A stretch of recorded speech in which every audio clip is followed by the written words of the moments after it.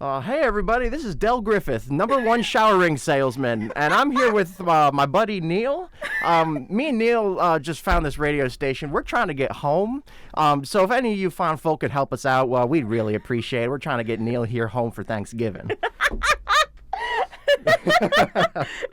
Well, okay. So we're not actually Neil and Del, but we are Lauryn and Jack, and this is Ravings and Reviews, the movie review podcast. Yeah. Welcome back.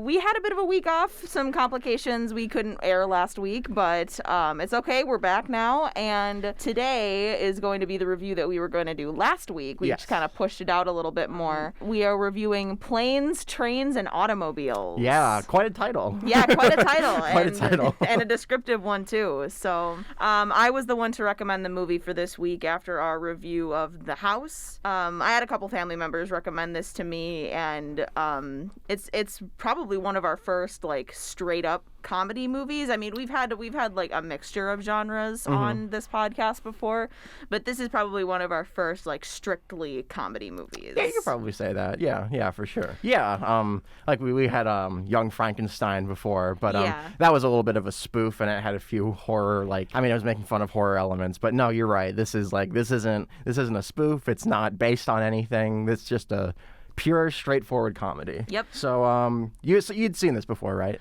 I actually hadn't. Okay. This was my first time watching it too. I had just been recommended by many family members to watch it. Oh, so, sure. Because this movie does star a couple pretty big name comedians. It's John Candy and Steve Martin. Mm-hmm. So those are two very, very big and prolific comedians, especially around the time that this movie came out. Yeah. So yeah. Have you seen Little Shop of Horrors? Yes. Okay, and Steve Martin's in that one, isn't he?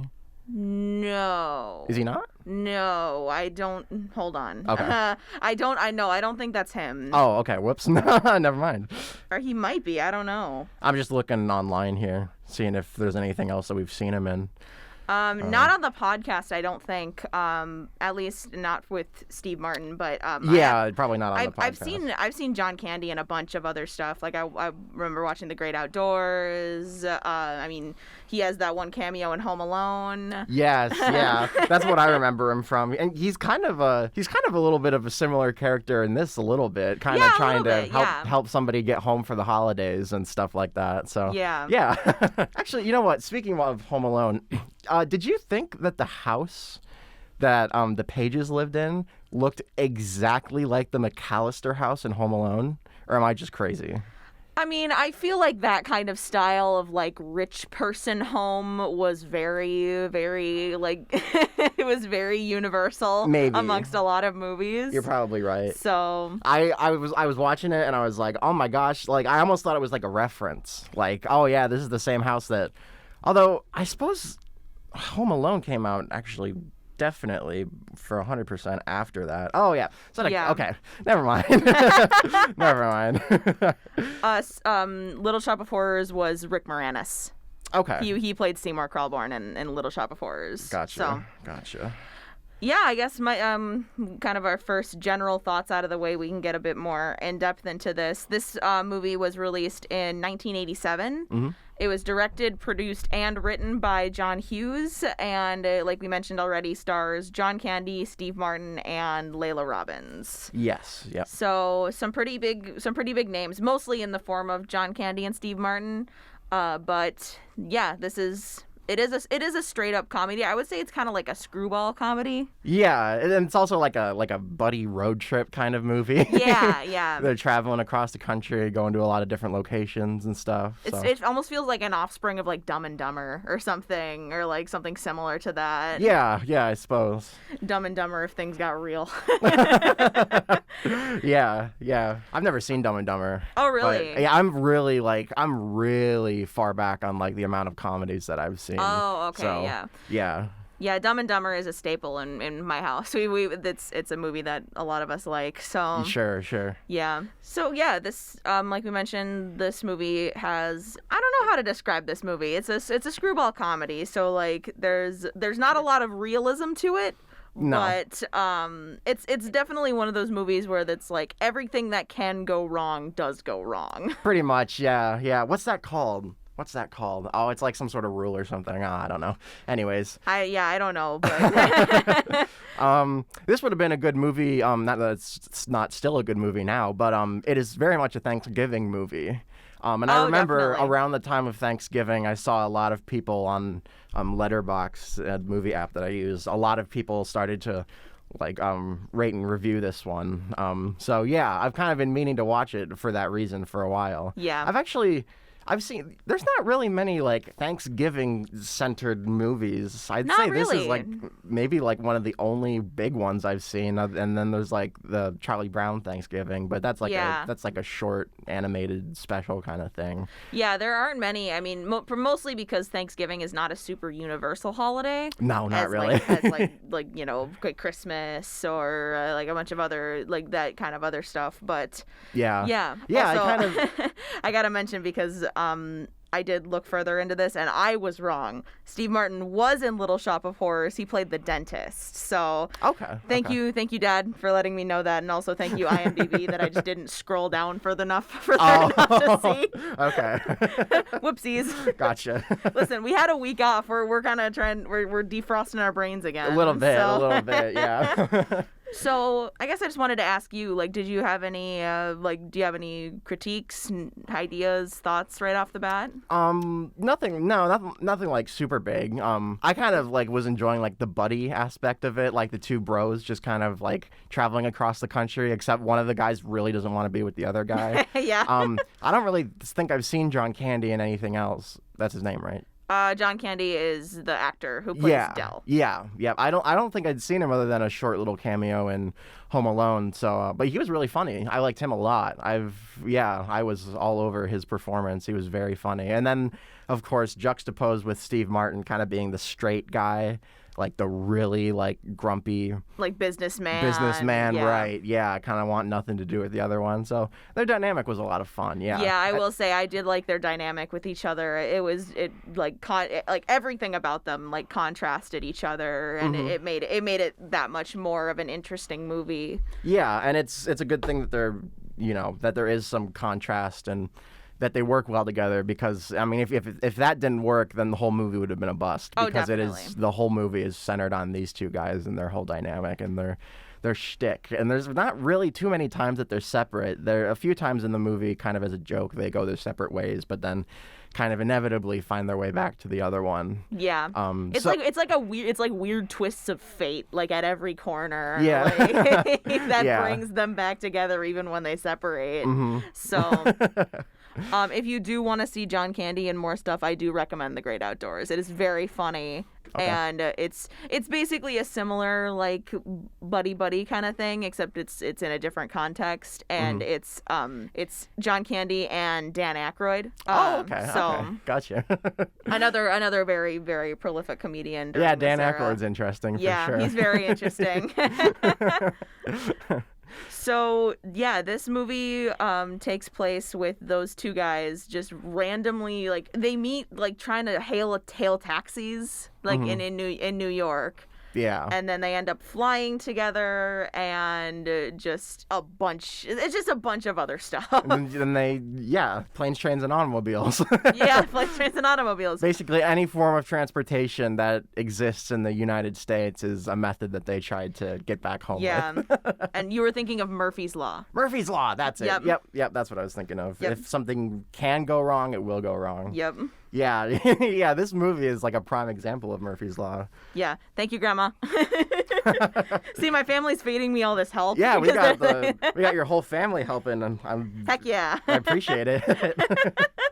So, yeah, this movie follows Neil and Del's adventure going from New York to Chicago. Yep. Which is it's insane. I mean, I traveled over winter break, and I was traveling by myself on a plane, and I don't think I could have survived nearly as much of the things that they went through if it had happened on my trip.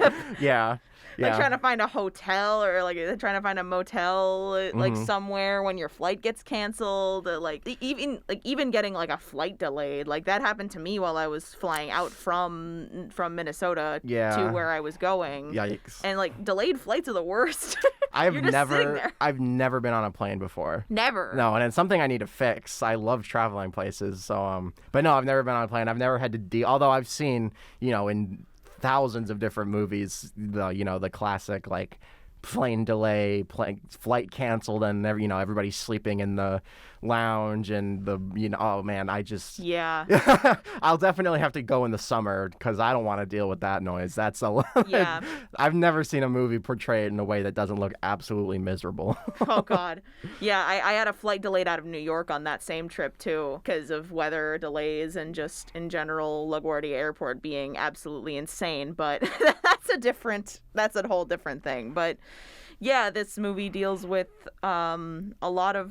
I'm trying to. It's weird because basically every single scene in this movie is a plot point, and I don't want to get into it until we get into the spoilers. Sure, yeah. So I've got a question for you. Okay. If you had to travel across country with one of these two characters, which one would you pick? Ooh, that's interesting. Yeah, I know. My answer is like I absolutely know which one I'd pick, personally. Listen. Neil would be more practical. Yeah. But Del would be more fun. Dude, I would love nothing more than to go on a road trip with Del. He looks like so much fun. And the whole time, Steve Martin is just like an old curmudgeon. And, I get it. He's running late and nothing's going his way. And, to be fair, Del certainly is a little bit of a slob. But, dude, I don't even care. That looks like it would be so much fun. Yeah, my biggest thing would be like the way he sleeps would be like that would be a deal breaker for me. I'm like I would not be able to sleep like in the same like vicinity as Del because it's so loud. Like I think that sleeping segment when they have to stay in the hotel with each other for a first time, I think that has some of the funniest bits in it. Particularly, and I don't think that this is really spoiling anything. It's just one of the jokes. They're kind of like both like embarrassed to like sleep in the same bed, and they're like shuffling around all like awkward and stuff. Yeah. And that kind of sets it up because in the morning, obviously they wake up and they're like cuddling and stuff. The classic trope of there was only one bed. Right. Yeah. And then. It just killed me. They both like realized that they were like cuddling with each other, and then they both stand up and start acting like completely way overly macho and straight. It's so funny. They're like, oh, did you see the Bears game? I loved that. That was a really funny joke. Yeah, it makes me think of like, I mean, I just want to know how many of these scenes were like improvised. Like one of the ones that, like some of the ones that like weren't specifically scripted, like with a lot of ad libs. I mean, I don't doubt the fact that like, I mean, my mind always gets thrown back to the one scene with John Candy and he's selling the shower curtain rings, but like as different things. He's like, this is pure ivory, or like she's like completely just being a salesman and like just screwing everyone over.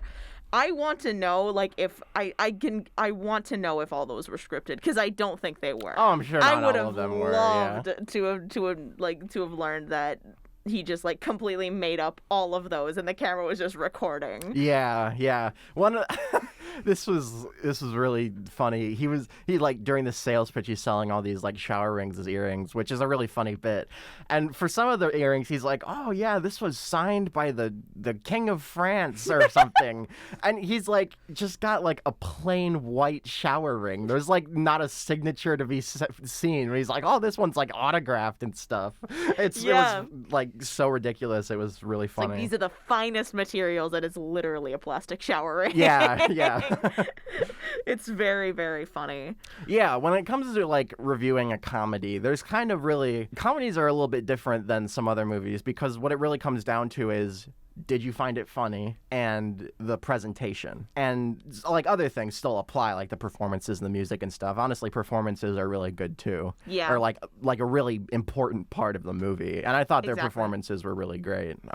Really good, yeah. And I was laughing pretty consistently through. There are more memorable jokes that stick out in my mind than some other ones, but yeah. I was really enjoying the whole buddy, like, comedy road trip kind of thing. Yeah, I really enjoyed this one, too. Yeah, it was very funny. All the comedy worked on me. I mean, it's especially these, like, older comedies that work more on me with the humor-wise. Like, really? I definitely find that a lot of, like, newer comedy movies that come out nowadays just kind of fall flat for me. Oh, big time. And I think it's probably because of the older style of comedy that really... Because, like I said, this movie came out, like, late 80s, early 90s. Yeah. So newer comedies kind of fall into the trope of like when you're making a comedy after people have been making comedies for 70 years, it's kind of like, okay, what is there to do? And, you know, obviously 70 years ago they weren't allowed to kind of push the envelope as much with like gross out stuff and being edgy or crude, or, you know, that's kind of gotten to be less taboo over the years. So now when censorship is, you know, at its like lowest, kind of comedies just kind of default to like being really gross or really like vulgar and raunchy and immature. So it's nice and refreshing to get like a movie like this and Young Frankenstein. They're not old movies, but they're certainly not like modern comedies. Yeah. And they really hit that sweet spot between being like kind of sweet and wholesome and like having like your little more like offensive or kind of edgier jokes kind of. I mean, there's certainly moments in here that are Hello, Diana. Welcome back. Diana agrees. She likes this movie and it's funny. Yeah, so I find it sweet to like find that little pocket of like humor when it wasn't too like over the top, just disgusting and rude.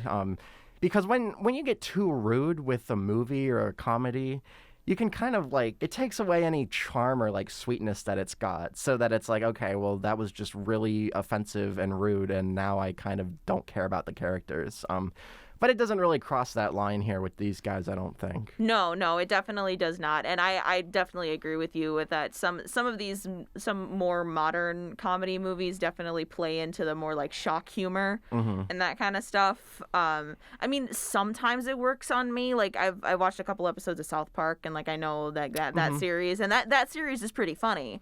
But there are some other comedy movies that have come out in the last decade or so that just really have not worked for me. Yeah, no, you're absolutely right that there are totally exceptions to the rule. You know, I love shows like BoJack Horseman and Rick and Morty and some stuff like that. And those, trust me, those are edgy. But those are like the exception, where I think the standard is to be just like, you know, there's ways of being crude and like gross that are like for a reason, and then I think there's just being rude and gross to get a reaction out of an audience. Yeah. And I like when it has a reason. Yeah, for sure. Like this movie definitely didn't really play into a lot of like offensive or like shock humor. No, not really. There's a moment where Steve Martin like absolutely like destroys this lady at like a car rental place. God, that is my favorite scene in the movie. Is it? It is so good. Yeah. It's so funny.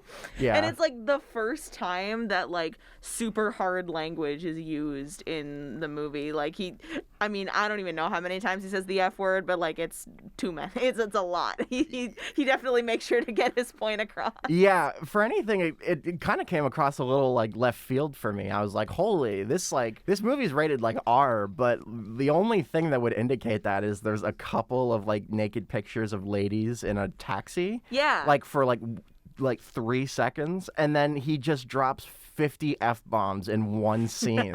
And then the rest is pretty clean. Like you could show it to kind of anybody. So yeah, for me, a little bit, when that happened, it kind of took me aback for a minute. I was like, holy, okay, wow, they're like, this is a lot. Yeah. I mean, I did think when that taxi first showed up, the one with all the pictures in it, not even because of the pictures, just because of like the general look of the car. I was like, I want to ride in a taxi like that. That looks so cool. Yeah, it does. It's a pretty pimped out taxi. It is blinged out, like the coolest taxi ever. Yeah. Okay, so we're kind of delving into story spoilers. So do you think maybe we should take a quick break and then we'll come back and do some more plot stuffs? Yeah, sounds great to me. All right, awesome. Back in 1 minute. Stay tuned. All right, we're back, and it's time to get into more plot stuff. Yeah. So I don't think we've talked about anything too spoilery. No, I don't think so, not yet. But I don't really. Like, there's not a whole lot to really spoil with the movie, other not than really. Like, the it's ending. Just and you mostly, the end. It's mostly the ending. But if you here's your spoiler warning now. If you have not seen Planes, Trains, and Automobiles, we are going to be talking about quite a few of the main plot points, funny scenes, storyline, basically everything. Yeah. So you have been warned. So we kind of glossed over it, but this movie starts out. It follows the title pretty chronologically. Like you start on a plane, they get on a train, and then it's automobiles for the rest of the movie. Yeah. So it's very, very true to the title. Mm-hmm. Though I do have to say, probably most of the movie is spent in the automobile. Oh, for a good majority. At least. Probably the last half of the movie, I'd say. Oh yeah, 100%. It's like the first quarter is planes, like second quarter is train, and then last half is automobile. Yeah, and I guess there's a bus if you want to be like really like. Well, a bus counts as an automobile. I suppose it does. Yeah. That's probably why it's automobiles. I suppose. Plural. Yeah, planes, trains, and cars doesn't really. It doesn't have the same feeling to it. No, it does not. It does not. So, I know we kind of already talked about a few scenes. Did you have any others that stood out to you that were funny, that you liked?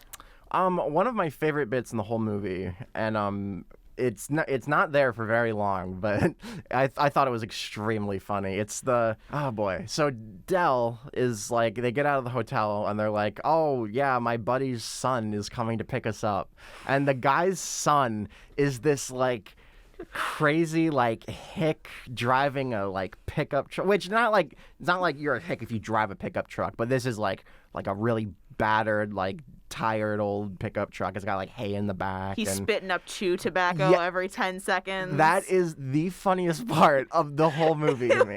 I was laughing so hard at him like continually making faces and making little noises to like get ready for his next spit of tobacco. And he didn't even do it good. Like he would like spit up and then have to like I'm like the grossest thing. He's like drooling on himself essentially. It was so funny because chew is just the grossest thing to me. It is. There is, I'm not condoning cigarette use, but at least you can kind of like, in like Goodfellas, it's kind of like a vibe. Everybody's like smoking a cigarette. Yeah. Or it can like, look kind of like edgy or like cool and like the right lighting. There is nothing cool or sexy or anything about doing dip. So I'm so happy that this movie like portrayed it for like the disgusting, gross thing that it is. Yeah. With like his teeth are like black and they're like, oh my God, it was so funny. I really liked that joke just in particular because of how much I hate dip. And because of how good the actor was at like pretending to like, oh man, it was so funny. And then his wife gets out of the car and his wife had like a baby. Yeah, and then she just like sets the baby aside. Yeah, and is like, yeah, I'll help you with the trunk. And they're like, no. Yeah, yeah. Oh man, yeah, that was really funny. I think that was the bit that. Yeah, what did they say? Like she's tough. Her baby came out sideways. Yeah, the first baby came out sideways. Oh my God. And then both of them are looking like, yeah. Okay. Ravings and Reviews does not condone the use of tobacco. No. just gotta clear the air. No, yeah, that was a great bit. I thought that was really funny. Yeah, I had I liked the car rental scene. That one was really funny. Yes. After him having to walk back to the rental. like to the rental place after finding out that his car is not there. Yeah. And then like having to slide down a bunch of like snowy hills. I was waiting for it to be like, oh yeah, Del like stole the car that he was gonna use or something. I thought that too. Yeah. But it's like it's just Freud's law. Freud's law. Murphy's Law. Freud. Freud. Murphy's Law, yeah. Just if something bad will go happen, it will. So, yeah, the car is just gone. There's not really an explanation for it. So I kept waiting for Del to be the, like, perpetrator of it. Yeah. But I think one of my favorites in the movie that we haven't talked about is basically at one point, this is after the car rental scene, basically Del comes and like picks up Neil, and they get back on the road and they're headed towards Chicago. Keep going, okay. But I'm guessing in my head what you're gonna say. Yeah. I think I might be right. Basically, just Neil is asleep, but Del is just struggling in the front seat. Like he's like trying to take his jacket off. Like Del was smoking a cigarette and then throws it into the back seat. Mm-hmm. He throws it out the window. It unknowingly lands in the back seat. Then he's like trying to get his jacket off, and it's getting stuck every which way. And then he can't hold the wheel, so he like has to drive with his thighs. Yeah. And then after all of that, they get so turned around that they start driving down the wrong side of the highway. Yeah. And the only group to notice them are this poor couple on the side of the road that are telling them to roll their window down, and they just go, "You're going the wrong way." Yeah. The two in the car are just completely just dazed and like just not even like Neil had just woken up, so like he wasn't really paying attention, so he's like, They told us we're going the wrong way. And then Del's like, oh, that's crap. They're probably drunk. Yeah. And they're like making like drunk faces at the people that are like trying to warn them. And then they notice when two semis start coming towards them that they're actually going the wrong way. Mm-hmm. So, yeah, it just very, very funny. Oh, dude, oh my gosh, you stopped like right before the most funny part. Is the cigarette? Or no. Right where you ended your story, they're driving right towards two giant trucks that are heading like their direction because they're going the wrong way. And they like their car goes, the rental car goes in between both of them, and they get like their review mirrors ripped off and the car's all shaken up. It's a very tight squeeze. And as they're squeezing through, they're so like freaked out, and the movie directors like, how do we convey how scared they are? Let's put two skeletons in the seat. Oh my god, I forgot with about that. Wigs on, and we're gonna like cut really quickly between two of them. And then while they're still in between the trucks, Neil looks over at Del, because Del's the one that put him in this situation, and Del's dressed as a devil. Del's dressed as the devil. That's a tongue twister. Yeah. And he's like maniacally laughing while driving the car. Yeah, I completely forgot about that. That was like the second, like that really stuck out to me. There's not really like too much like surreal or like over the top like kind of. No. Well, I suppose there's over the top stuff, but like absurdist is the word I was looking for. But that was very absurdist and like over the top, like to see him, he looks over and sees him like as the devil. I thought that was really funny. Yeah, I mean, totally out of left field too. It almost felt like the tunnel from like Charlie and the Chocolate Factory. Like they were like in reality for a moment. They go in between these two trucks, and then everything starts going insane. And then they come out the other side, and they're like, all right, the car is screwed, but we'll get everything out. And then the cigarette catches the car on fire. And then the cigarette catches the car on fire, Which they still continue to drive. Yeah, after it's like been incinerated. Yeah, the car's like literally melted. The car's just, melted, like, and driving they're like, down the road. Yeah, and then they like one of the like during the final act of the movie, they get pulled over by a cop, and the cop's like, so what are you driving here? And they're like, oh, well, I mean, we got into a bind. Like the cop's like, you got no mirrors. And he's like, no, sir. It's like, there's no, like, you said your speedometer's melted. No, sir. But the radio works fine. Yeah. Yeah. It was just, God, so many moments in this movie that just, made you laugh, like, not out of sheer stupidity, just like how absurd it is, but still grounded in realism. Like, it feels like some of this could happen. Like, it's not like anything like fantastical. It's just to a certain degree. To a certain degree. I will say, I think one of the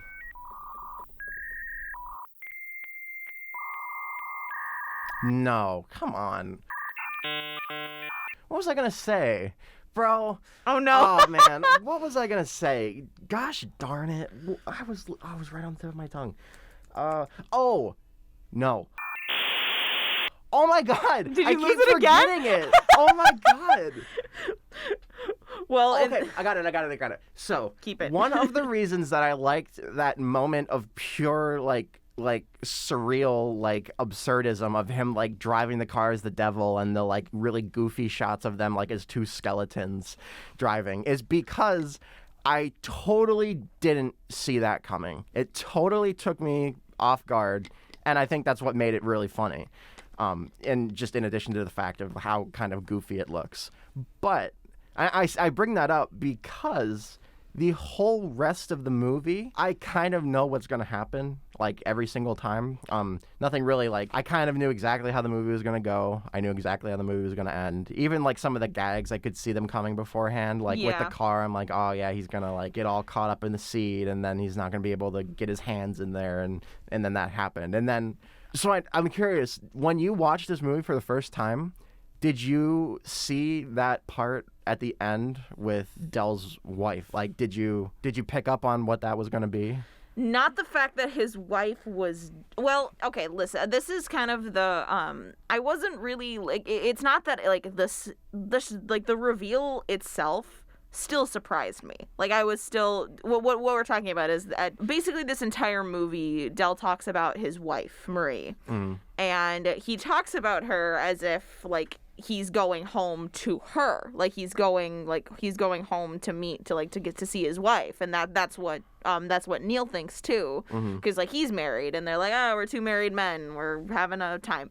But in reality, Marie's been dead for 8 years. Yeah. And Dell's homeless. He has nowhere to go. Mm-hmm. So basically the movie ends with, I'm not sure if it's, like, taking pity or just because, like, he's changed because of what he'd been through with Dell. But he invites Dell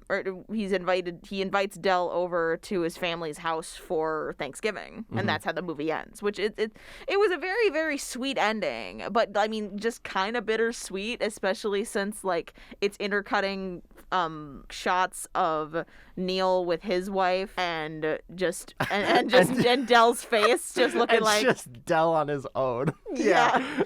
Like, it was just very, very... You're right. Yeah. You're right. You're right about that. Yeah. I didn't even think about that, but you're right. Yeah. They were like cutting between shots of like this happy couple and then Dell who's got nobody. That's kind of sad. Yeah. And I mean, what we were saying about, like, did I pick up on that? I mean, the fact that I think it was the conversation that he was having with himself outside the last motel they went to, like, before the final act. Like, after all the car burning and stuff, where he's just sitting outside and he's like, I wish you were here. That kind of clued me into the fact that Marie was probably dead. But, like, it didn't make it so that the final reveal was a huge shock, to me at least. And for most of this movie, it's not that I saw the exact incidents or situations coming. It was just more of, like, I expected the worst out of every situation. Sure. Like, okay. any like we've been saying this whole podcast. It's Murphy's Law. Everything that can go wrong will probably go wrong. Yeah. So it was just that expectation that kind of had me like, oh, things are going good. Don't know how long that's gonna last. Yeah. I wanted to bring that up because, like, the minute he, like, has a picture of her, like, in, like, a frame, I was immediately like, oh, that's weird. That's okay. So something's, like, up, right? Either he's like weirdly attached to his wife that he carries around, like, a fully framed picture of her, or she's dead. And then, like, just a few scenes later, there's, like, another little comment. I'm like, oh, yeah, she's she's totally dead. Yeah. And so by the time at the end of the movie that he's like, oh, my wife's been dead for 8 years, I wasn't like, whoa, what? I was like, yeah. I saw that coming from minute 1 of the movie. I mean, it doesn't make it any less sad, though. Like, it doesn't make it any less sad per se, but the like, because it's like at the end of the movie, and it's, you know, I don't know. I thought the movie was like thinking that it was supposed to be like more of a twist, and I was like, I don't think it was a good twist because I think they foreshadowed it a tad bit too much.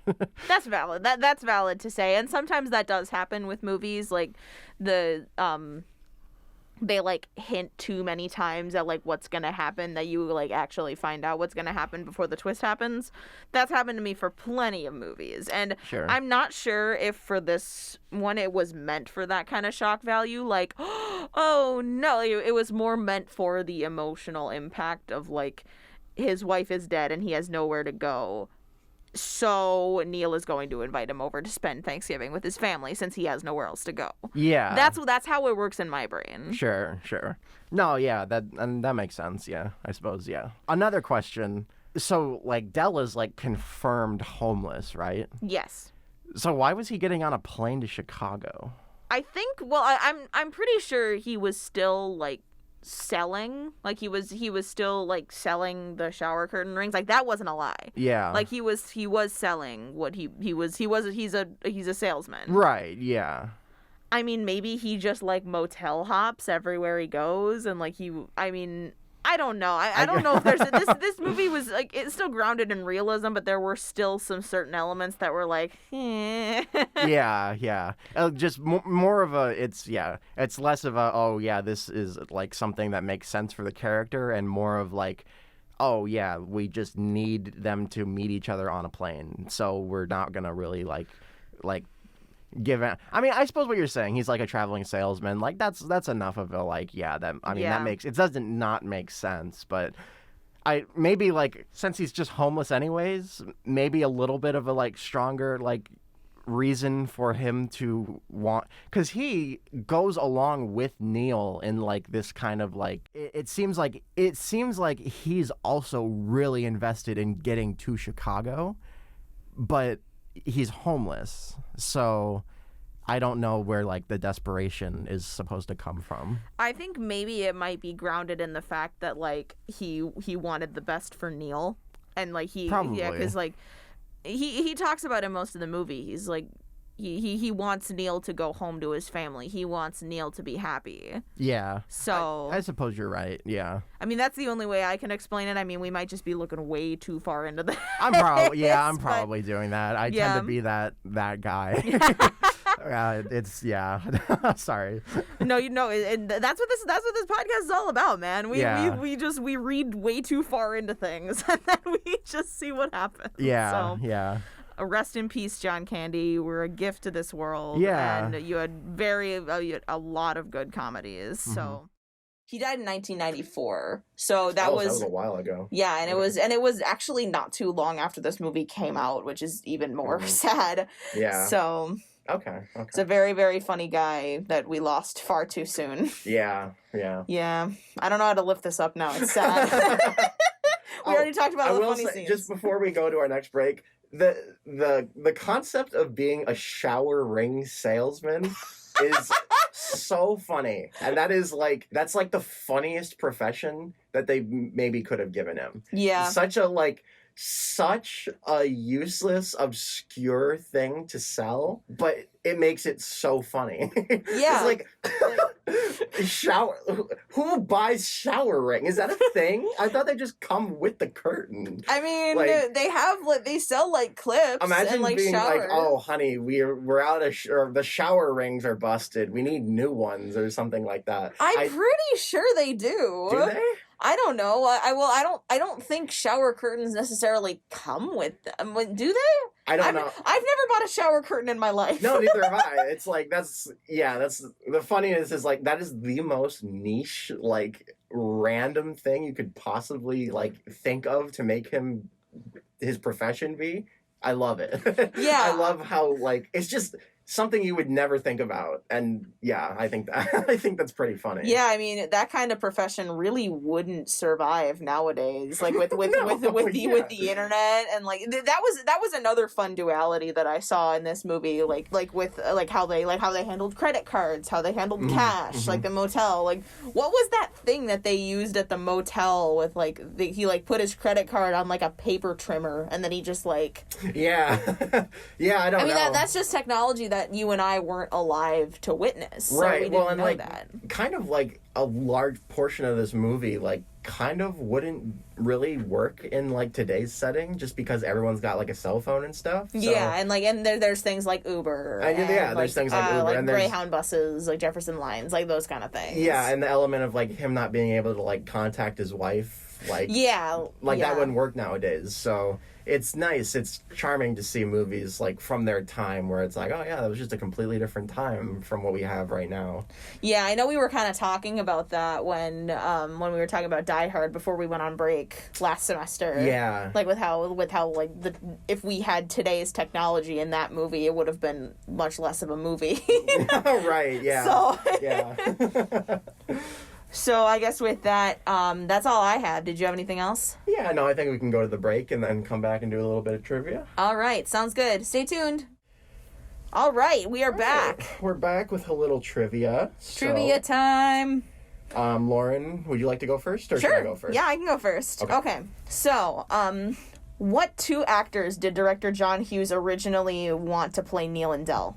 Oh boy. I'm gonna guess Dan Aykroyd because he was in whatever else we were talking about. And there's another comedian from back in the day. I cannot remember his name. He's also like a bigger guy. He was on like Saturday Night Live a bunch. Do you know? Man, that's gonna bug me that I don't remember now. But, okay. Yeah, I'll just say Dan Aykroyd and Bill Murphy. Bill Murphy? Yeah, Bill Murray. Bill Murray. I am all over the place. No, it's good. It's good. That is incorrect, but definitely good guesses considering they were both pretty. I mean, I'm not sure where Bill Murray was at this time, but definitely Dan Aykroyd had some hits during this time. No, it was actually Tom Hanks and John Travolta, respectively. Oh, so it would have been Tom Hanks playing Neil and John Travolta playing Del. That would have been weird. Yeah. As a couple side notes, John Goodman was also considered for Del, and Rick Moranis, who we talked about before, or Seymour from Little Shop of Horrors, was considered for Neil. Okay, I love John Goodman. John Goodman is good. I love him. So that would have been. His voice is amazing. Like he does. I love his voice acting work. I don't think I've seen a lot of him live action though. I haven't seen a lot of his work for Disney. Like The Big Lebowski or something. Oh, The Big Lebowski, yeah. But no, you're right. He's totally mostly known for his voice acting for sure. Yeah. All right. Okay. So I've got a little section here of just really specific details from the movie, and I'm going to see if you can get them right. Okay. Okay. The first one. What credit card does Del rent a car with? What was the name of the credit card? The name of the credit card? Yeah, like the company. I don't know, man. A Visa? No, it was the Diners Club. Shows you how much I know. I don't even know what a Diners Club is. Well, it's like you were talking about with like how credit cards work back in the day. Like, I don't know what a Diners. Yeah, I have absolutely no idea. Exactly. Okay, these are definitely unfair because of how specific they are, but I just thought they'd be kind of funny.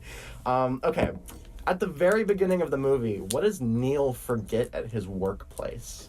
Gloves. There you go. I do remember that. I was like that had nothing to do with anything. It plays into it a couple times, like with his hands being cold, and it does once when they're in the back of the truck at that one part that you were talking about. Yeah, and with the dog, he goes to grab the gloves from the back, but then the dog comes up and is like, "Rah!" and bites him. Yeah, I suppose it does come back into play. That's the only one time it comes back into play, though, as far as I remember. Okay, no, yeah, that makes sense. All right, and then I've got one more, and I'll be interested to see if you get this. What word is on the license plate of Doobie's Taxiola? Oh, God. I don't remember. They're in Kansas. In Kansas. I don't know where they are. They're somewhere. They're in, Wichita, Kansas, right? Wichita, Kansas? Yeah, Wichita somewhere. Wichita somewhere? I'll give you a hint. It's an animal. Oh, God. like Foxy or something. No, you're kind of close. It was Wolf. Wolf! That was what it was. Wolf. No, Foxy's a good guess, especially for that, like, creepy guy. Like, I don't know what his deal was, man, but I would have not been comfortable in... I don't know. I mean, the car is... Taxiola. The car is cool, but maybe for not sure. with the guy. Okay. Okay, I'll go on to my next trivia question if that's all you had. I've got one more after. I know. I was like, was that all you had for that question? Yes, that'll conclude the hyper-specific trivia section for trains, planes, and automobiles. Okay, so we talked about earlier how this movie is rated R for us, like in the U.S. Mm-hmm. In what country is this movie rated PG? I'm going to guess Canada. It is not. It is New Zealand. Oh, New Zealand, okay. And the car rental scene stays intact. And it's still really? rated And it's PG. a PG? Oh, wow. Okay, yeah, that's interesting. Interesting for sure. The only other thing that could push this over into the R rating would be probably maybe the pictures in the back of the taxi. Yeah. Because like that's really the only like nudity, and I say that with finger quotes because it's literally just like I don't know, like it's not even that like much. Some, it's like, just bikinis. Pictures in the dark backseat of a taxi. Like it's like the smallest of crumbs. Right. So right. Okay. I guess New Zealanders just they don't really give an F. I don't know. I mean, PG, parental guided. I mean, if you want your kids to see it, go ahead, but I don't know. There's an argument to make for, like, PG-13, like, if they'd rated it PG-13, because in PG-13 movies, you get one F-bomb, and exactly one. Yeah. But, yeah, no, PG, that's interesting for sure. Yeah. It shows, I guess that shows what the priorities of different countries are. All right, so my next question, and this is the last one I've got. What star makes a non-speaking cameo at the beginning of the movie? This was my last trivia question. Oh, darn it. It is Kevin Bacon. Yeah, the star of Footloose himself. Yeah, I mean, well, it took me a minute to realize that his cameo was there because, like, there are a couple scenes where he, like, it's his face, and I'm like, Is that Kevin Bacon? Is that Kevin Bacon? Yeah, well, and it's like such a like random spot, like right at the beginning of the movie. Yeah. Yeah, the taxi racer. Yeah. As he's credited. The taxi racer. Yeah. Yeah, he's made some interesting cameos in some movies that I've seen. Like he's in Nightmare on Elm Street. Or no, is it Friday the 13th? He's in one of the two. I believe I think it might be Nightmare on Elm Street, I think. I know because he gets stabbed through the back of his throat. That's the one thing that I remember. I remember that very vividly. Or I don't know. He's also in Tremors too. Oh. That like just Tremors TOO. Oh, TOO. Yeah, which is I've never seen Tremors. So yeah. No, I've heard of it. I've never seen it. He's in some pretty random stuff. Yeah. Yeah, that's interesting. Good for him. Good for him. He's branching out. I mean, Footloose was good. The musical's very good, but yeah, he can dance and he can also star in a bunch of different things. Yeah, we love that for random him. Horror movies. Random horror movies. Well, that was you took my last trivia question, so I'm done. All right. No, I mean, it was good. I mean, I was more worried that you were going to take my first one with like the other actors that were considered to play the two of them. Yeah. Bill Murphy. I mean, honestly, I don't think I could have really ever pictured those other actors playing these two. Maybe it's probably unfair to say because we saw those actors playing these characters, but like I could not picture John Travolta as Del. No, absolutely not John Travolta. I don't know what they were thinking by even considering casting him. I could kind of see Tom Hanks because Tom Hanks is like the king of playing like the straight guy. He's always like the good guy with the moral compass, and he's just trying to do the right thing. But and actually, now that I say that, Neil's a bit too much of like an a-hole. Maybe I don't know that. He is. I don't know that Tom Hanks could. I guess I really haven't seen him play like a jerk. Well, Neil much. goes on a bunch of tirades again, like that first night in the motel where he's just tearing Dell a new one about like how much he talks. Yeah, no, Neil's like a nasty character. He's at the beginning. Movie, yeah. At the beginning, he's a very nasty character, and I mean, to be honest, I don't think. Yeah, you're right. I really haven't seen Tom Hanks in any like super bad or like super like villainous roles. He's like always the good guy. He's always he was in the Da Vinci Code that we talked about. We talked about him in the Da Vinci Code. Right. And I think he's been in some other one, or maybe we just mentioned him a couple times in the podcast. I think we have mentioned him before. Yeah. But yeah, I think the reason that that it didn't happen was because Tom Hanks was busy with Big at this time. Oh, okay. And then apparently John Travolta was considered like the poison of Hollywood at this point. Had Pulp Fiction come out yet, or I will Google BRB. Okay.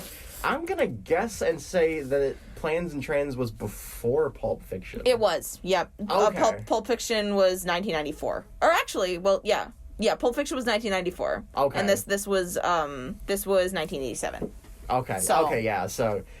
Pulp Fiction was his saving grace. It kind of pulled him up out of the muck, but he's interesting. He's very, very interesting. Interesting stuff. I can't believe we've never talked about a movie with John Travolta. I mean, we haven't talked about Pulp Fiction yet. Like, no, we haven't. And that's like the quintessential like film major movie. Like everybody likes Pulp Fiction. Every film student has got a Pulp Fiction poster in their room. Yeah. Good Lord, no, not me though. Not me either. I don't even think I've seen it. I don't remember. Honestly, if I watched it, it was like way too long ago, like way like early in high school to remember it. I watched it with my dad, and I must attest that it is a fantastic movie. But it is like, it is the most cliched film student thing, like that and like The Godfather or something. Yeah. My dad would probably disown me if I made him watch it with me. He's not a fan. Really? He is not a fan of Pulp Fiction. Oh my goodness. So, I mean, we might have to review it on the podcast just so we can. Oh, I'm gonna recommend it now. Okay, it's been on my list. I mean, we both have like lists going of like movies to recommend. Yeah. No, I've got some other stuff before I recommend Pulp Fiction, but it's interesting. I haven't heard of many people that don't like it. Yeah. We should have him on as a guest. Oh my god. That would be really fun. That would be amazing. I'll have to talk to him. Yes. All right. Do we want to give our final reviews? Yeah, I think we'll start wrapping it up here. All right. I can go first if you want me to. Sure. Okay. So, I really liked this one. It was very funny. It was very interesting. I like the two main characters and how they interacted, and their dynamics were super great.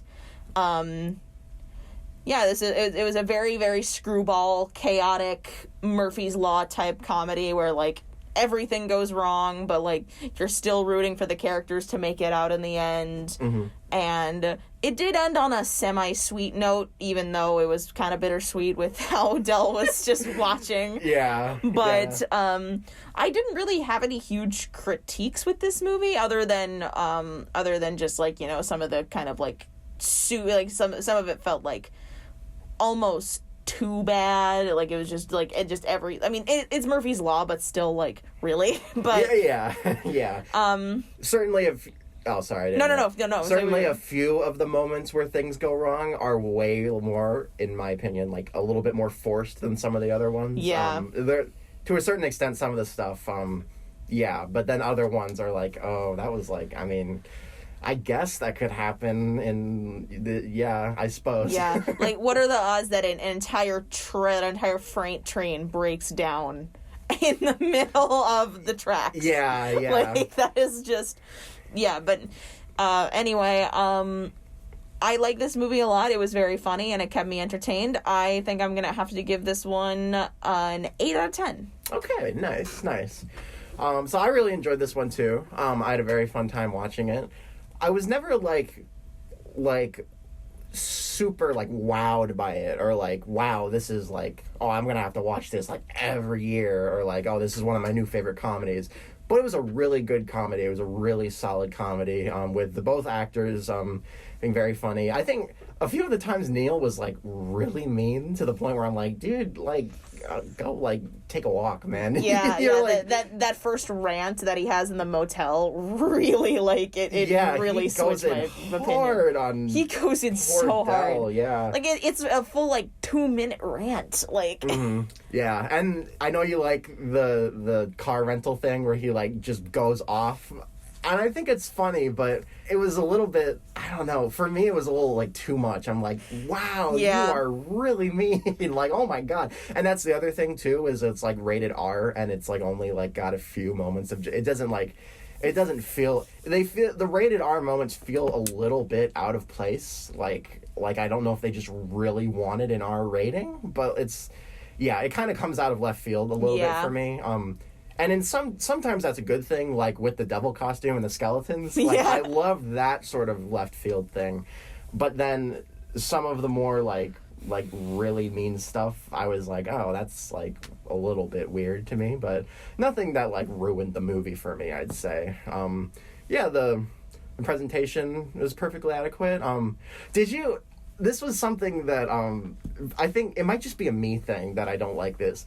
Did you hear, like, in the score for the movie, there were, like, these, like, vocal things? There was, like a guy, like, "You'll never catch me," or something like that. Yes, I did hear that. Yep, there were a couple times where they used some like voice clips from Steve Martin, like saying like you don't know who you're talking to. Like, something like that. It was probably some kind of motif to kind of like drill home the fact that like he's trying to realize that he's trying not to be an a-hole. Yeah, and I definitely think that might just be kind of a product of the time. Like, this came out in the 80s. Yeah, I mean, the soundtrack is very bloopy, and like it's got a lot of synth. It's very 80s, yeah.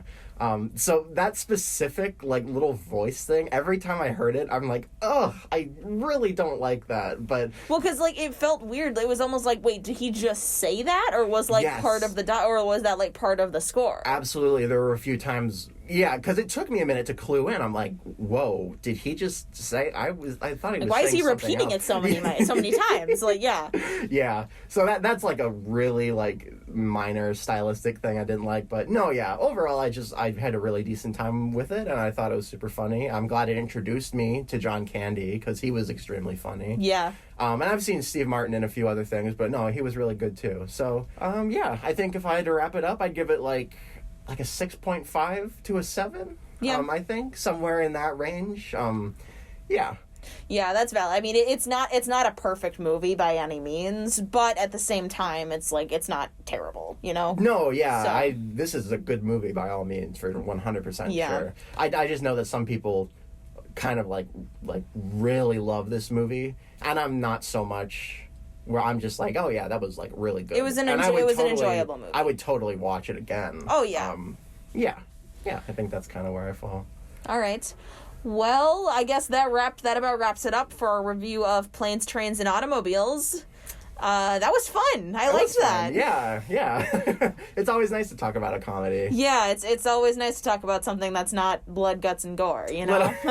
Yeah. Though that is sometimes the most fun things to talk about. It is certainly fun. I think we've started to move away from that a little bit. We've talked about it enough. At least a little bit. I mean, that doesn't mean there's no horror movies to be reviewed in the future, but there's plenty. There's plenty. Just buckle up. Yeah. So Jack, you kind of coordinated the plan for next week, so would you like to share? Yeah, so next week we are going to have our reoccurring guest, Brad Schultz, back on. As you know, he's, for his kind of theme of movies to talk about, he picked Martin Scorsese movies. Woohoo! So we've talked about Taxi Driver, we talked about Goodfellas, and now I let Brad pick the next Martin Scorsese movie he wants to watch, and he's chosen The Departed. Ooh, by The Martin Departed. Scorsese. I have never seen this one. Have you ever seen it? No. I'll be going in blind too. I've heard of it. I have not seen it. Okay, great. All right. Then yeah, I'm very, very excited to have him back on. Yeah, I'm excited too. I mean, we had a few guests on before break. I mean, we had Caitlin back on at least once before break, and then But yeah, it'll be fun to have a guest back on. So. Yeah, we got Caitlin, we got Brad, we have Lauren's dad if he ever wants to come on the episode. Come on up here, Dad. We'll do a podcast episode with you. My parents are certainly welcome to come. Heck yes. We need some guests. We need to get like a big actor in here sometime to talk about we need to get Nicolas Cage to be on the podcast. Do you think we could book Nicolas Cage? Do you know how awesome that would be to have Nicolas Cage on our podcast? That would be a dream come true. Yeah, but oh my god. We need to get some heavy hitters in this booth. Wow, that would be the dream to have Nicolas Cage on the podcast. Oh my god. Well, I think with that we are going to sign off for the night. So thank you all for joining us, and we hope you will join us next week for The Departed. Keep watch of our socials. We're going to be uploading some new episodes of the podcast up to our YouTube, Ravings and Reviews. Yep. They're not going to all be in chronological order because of just everything, but I'm down a little bit backlogged with some of the uploads. But we're pretty sure the next one to be uploaded should be the holiday special or the house. Yes. So yeah, we're going to focus on those two. So yeah. Keep a lookout for that. Keep watch of our Twitter, other socials. Our Twitter is where we're mostly going to stay updated with movies and stuff. So yeah, I think that's a solid choice to keep it there. So. Yeah. Until next time, guys. Keep it real. Keep it real. This has been Ravings and Reviews. Have a good night.